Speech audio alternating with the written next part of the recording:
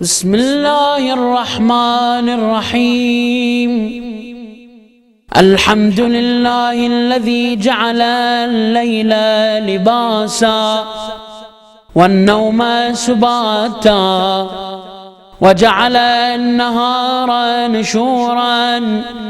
لك الحمد أن بعثتني من مرقدي ولو شئت جعلته سرمدا حمدا دائما لا ينقطع أبدا ولا يحصى له الخلائق عددا.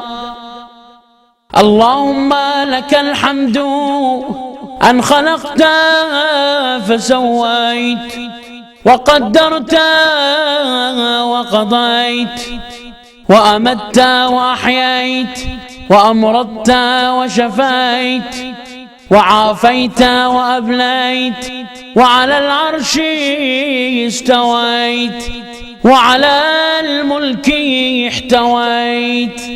أدعوك دعاء من ضعفت وسيلته وانقطعت حيلته واقترب أجله وتدانى في الدنيا أمله واشتدت إلى رحمتك فاقته وعظمت لتفريطي حسرته وكثرت زلته وأثرته وخلصت لوجهك توبته.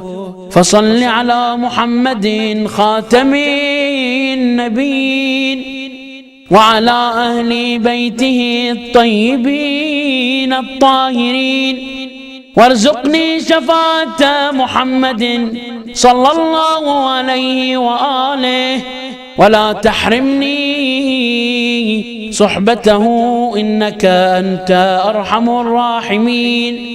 اللهم اقضي لي في الأربعاء أربعا.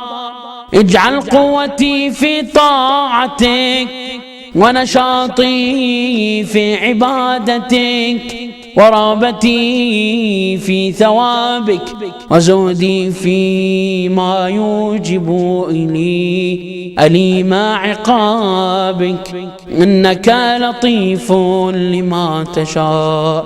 وصلى اللهم على محمد وآل محمد.